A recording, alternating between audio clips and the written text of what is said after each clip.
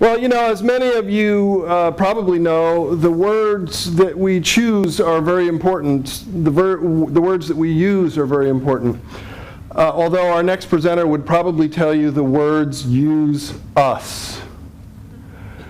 And it has a powerful impact on the way we view ourselves and our lives. And so I would like to introduce to you what I would call a language guru, and his name is Heron Stone.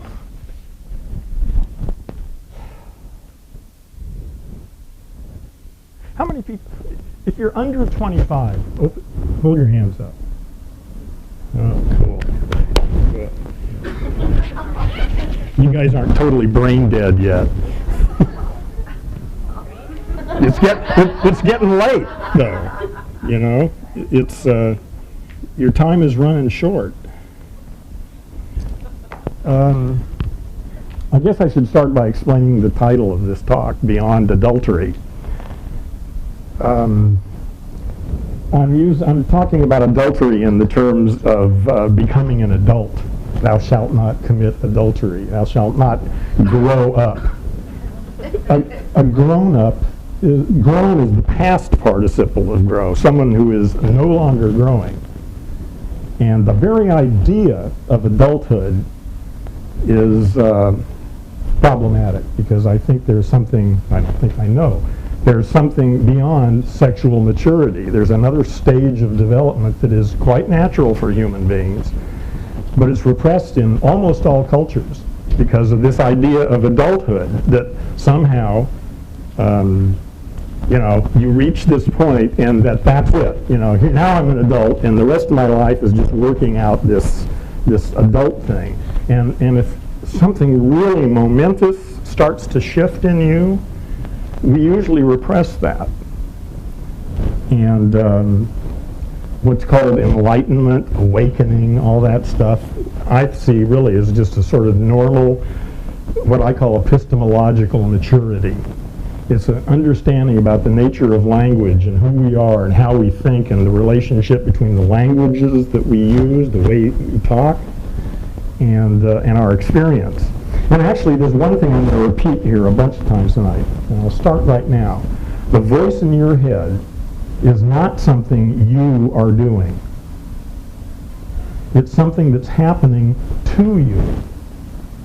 You have been hijacked, really, by your language machine. The voice in your head is generated by a bunch of very complex structures in your brain that amounts to a language machine, and its job is to take all of the data that's coming in through my senses and make a story out of it so that we can feel good. You know, we know what's going on. The problem is that we think that our story, the way we think about the world, isn't just our story, but it's the way the world really is. And that error is so fundamental. It's such a basic misunderstanding of the nature of language. The fact that we believe everything we hear ourselves say because we think we said it is a kind of insanity that the whole species is infected with now. But I think what we are verging on a time when that's about to end. There's a technology of consciousness that's emerging. It's been emerging over the last couple centuries, but particularly in the last 50 years. And in the next 30 or 40 years, I expect it to come to some sort of maturity. If you think about trying to talk about electricity in the year 1800, it was very difficult. There was no language for it. There was, you know, folk knowledge of rubbing things together, or, you know, certain metals when you touched would do things, and they had some experience with what we now call electricity, but it was more like magic than it was a technology. But it took 200 years. Well, from 1800 to now, here we sit in this auditorium with all these lights and our computers and everything. But that was just absolutely unimaginable in 1800. What their job, the scientists, the people in 1800 who knew there was something important there, their first job was to invent new language, new words that make sense, because the words they had, the ones they inherited, were basically useless for tapping the power of electricity.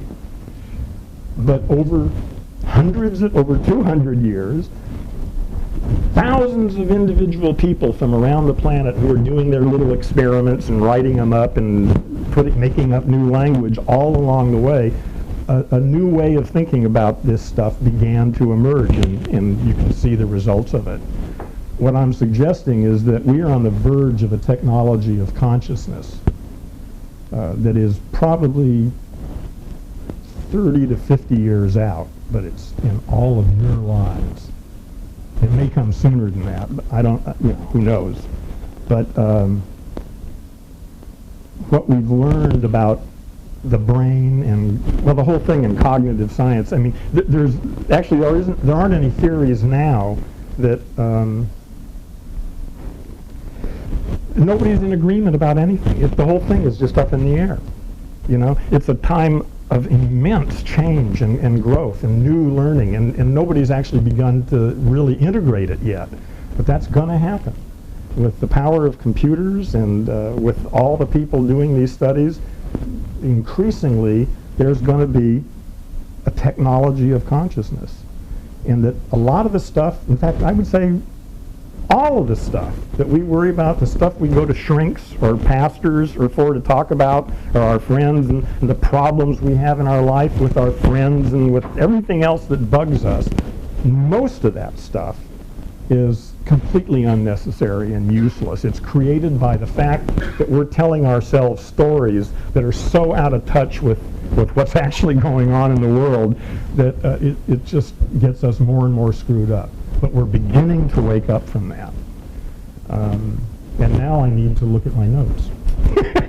I'm really sort of excited, well, beyond sort of excited, I'm quite excited to be here. I used to do a lot of public speaking, but I haven't done any in like 5 years, and so this is the first time I've had a chance to talk to some people. And such a young group is so inspiring, because you are the guys that are going to create this new world. And what you have to do is free yourselves from the old concepts that have been programmed into you by your school, the media, your parents, your friends, everything else. You've all got a story in your head. That voice that talks to you, everything that happens to you, you can take it and fit it in somewhere in your story and make sense out of it. But that story is not the way the world is. It's just the story you've been sold. And most of it, I'm trying to find a good word that I can say. Well, in any case, most of it is useless and wrong even. So anyway, what I decided to do here is that 18 minutes is not even enough time to begin some little subsection of this topic. So what I'm going to do is sort of throw out some bullet points, some things for you to think about, and then I'd like to, if anybody has any questions or get into some kind of dialogue about these, because it won't take me long to make these bullet points. They're pretty simple, but they're profound, and I'm hoping you'll be able to fill in the spaces between these points and see how they relate together, because, like I said, there's just not enough time for me to paint the picture and draw all the connections and all of that. So let me take a look at some of these points here. Well, I'll repeat it one more time. The voice in your head is not something you are doing. Actually, I hope you're going to remember this by the end, because I'm going to say this several times. The voice in your head is not something you are doing. It's something that's happening to you, like your heartbeat, in a sense. I mean, you can learn to get that under control, but that's automatic. It's not, and, well, in any case, I've said that, so I'll say it many times. We have a language machine. Most of us are trained from infancy to identify with that voice, to think, that's me, I said that, I think that. when it's just a function of your brain that automatically takes whatever is happening and builds a story. And for us, we build that story in English. Most of us, some of us have several languages, and that can be very helpful because then you can bounce them off each other. And anyone who's bilingual knows very well that thinking in one language is a whole different universe than thinking in another language. And that gives you a really distinct advantage because you're not quite so attached to one of the stories. You know there are at least two. And most people only have one story. If they only speak one language, they've got one story. So, anyway, so some of the points I want to make. I want to put some historical perspective on this. How many people here have heard of punctuated equilibrium? If you raise your hand. Okay, not many. Good. That means I can explain it. When I went to school, and when you guys now even, when you're taught evolution, the idea is that evolution takes millions of years of this slow adaptive change that takes place, and all, it just slowly, gradually changes into a new species. The problem with that is the fossil record doesn't support that, and the creationists have jumped on that for 100 years, saying, well, where are all these intermediates? There are some intermediates, but not many. And back in the early 70s, Stephen Gould and Niles Eldredge wrote a paper called Punctuated Equilibrium, in which they explained why there are no intermediate species, that evolution is not a slow, gradual process. It is basically long periods of stasis. Well, I have to back up a second. Evolution doesn't operate on individuals or even species.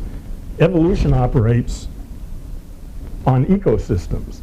You can't talk about some part of an ecosystem undergoing change unless there's some other stuff going on that's causing it. It all works together. And what Eldredge and Gould came to realize was that actually evolution happens quickly.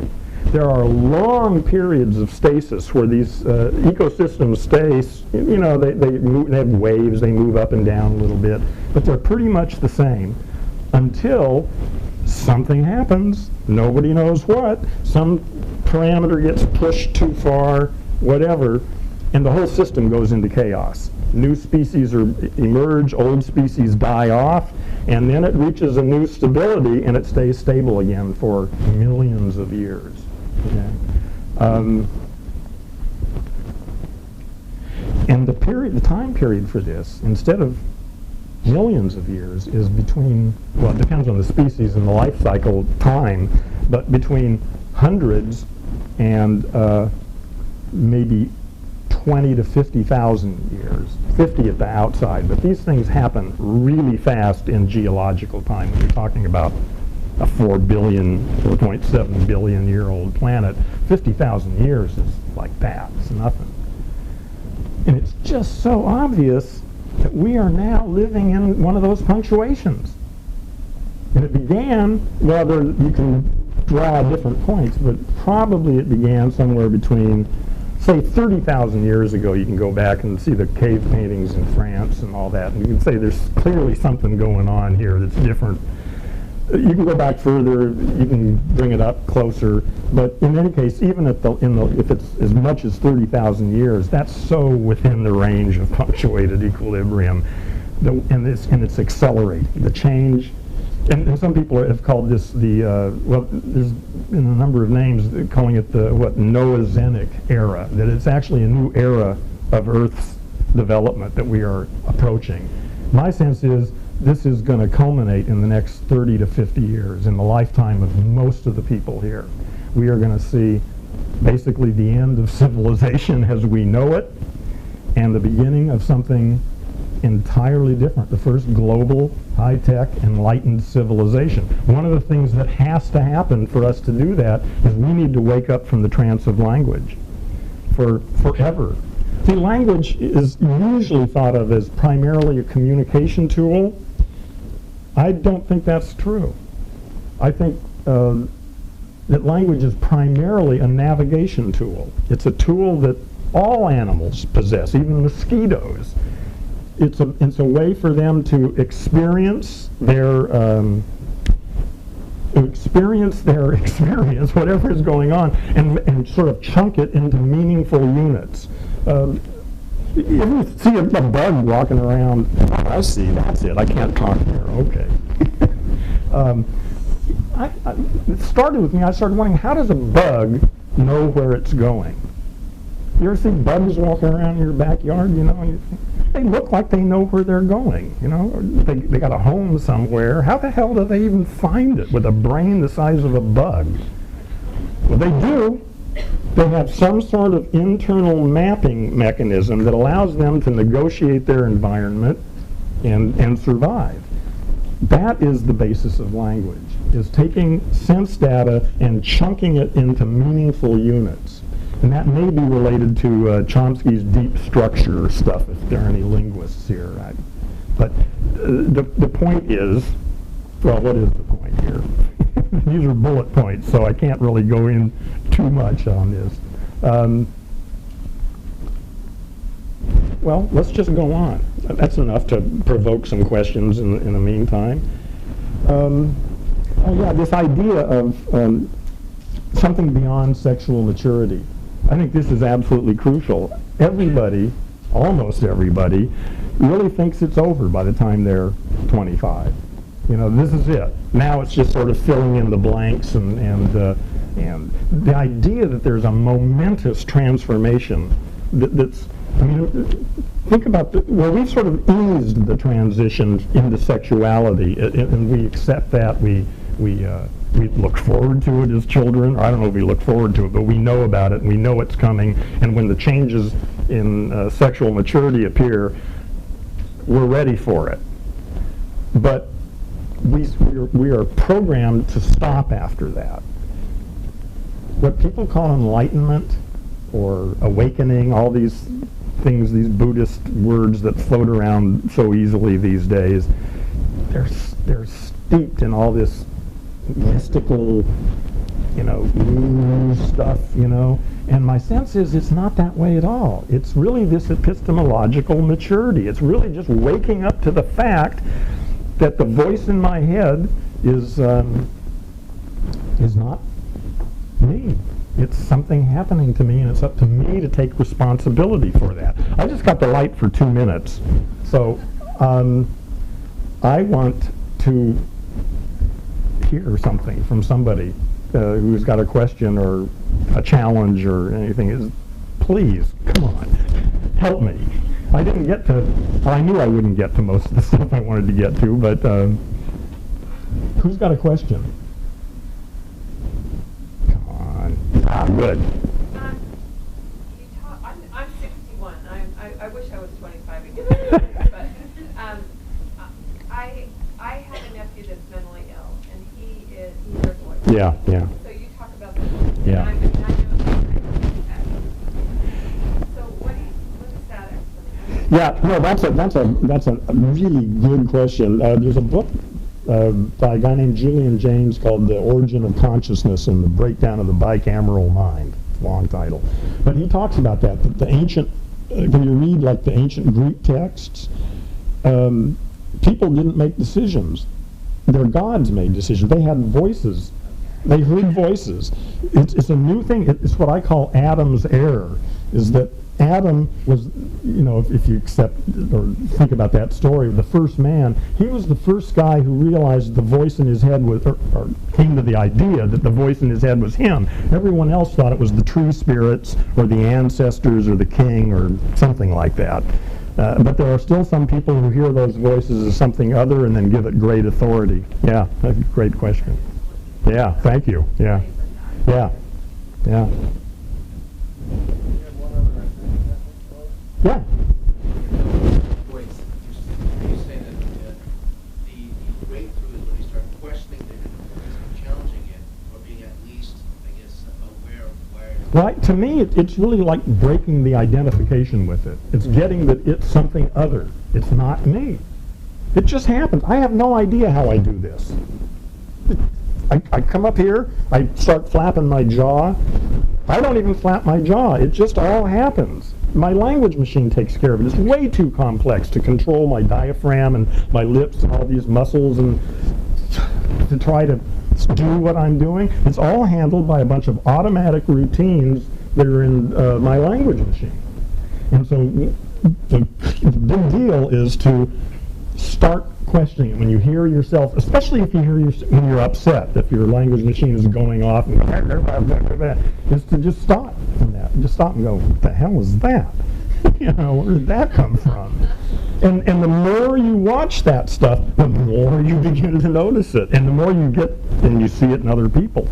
You push the wrong button, and it goes off. You know? So how do you challenge that? You notice something? Well, you just pay attention to it. You notice it. You study it like a scientist. I would say keep a journal. Start taking notes. Observe what it's saying. Watch what it says. See whether it's helpful or not. A lot of it is just really self-deprecating crap that we beat ourselves up with. It's just all automatic routines that run over and over and over again. The problem is we're identified with it. We think, I said that. I must feel this. Nonsense. It's just bad programming. Yeah. I just don't find the word subconscious useful. It's certainly not conscious, though. Subconscious gives the impression that there's something that we actually know. Oh, the subconscious. Yeah. What? Yeah, so if your invoice is coming out and it's not subconscious. If you're, I'm saying everything that comes out of your mouth, including what you just said and everything I've said, is being generated by your language machine. We do have some ability to program the language machine. That's not easy to do for an adult. That's why there's some hope for you guys. Although anybody can do it. You can reprogram your language machine to change those patterns. But for anybody over 25, it takes a commitment, some persistence, and some work. By the age of 25? Well, it's probably younger than I used to say 18, but I don't want to make everybody feel bad all the time. The thing is, the older you are, the more fixed it is and the more difficult it is. You know, ideally, it would be to raise children before the age of puberty. That's really the cutoff point. If you can get children to understand that the voice in their head is just their language machine and something they're responsible for, then they've got it, you know. They won't have that problem, yeah. So what is the goal? Is the goal to achieve freedom and peace? The goal for me is to create a new planet. I didn't get to that. We are on the verge of literally creating paradise here, I think. At least we've got that opportunity, and to establish a civilization, a global, high-tech, enlightened civilization that could last 1,000,000 years. But the language monkeys like us will never do that. Jack's just... Thanks for the opportunity. Fascinating stuff, Heron. Fascinating stuff.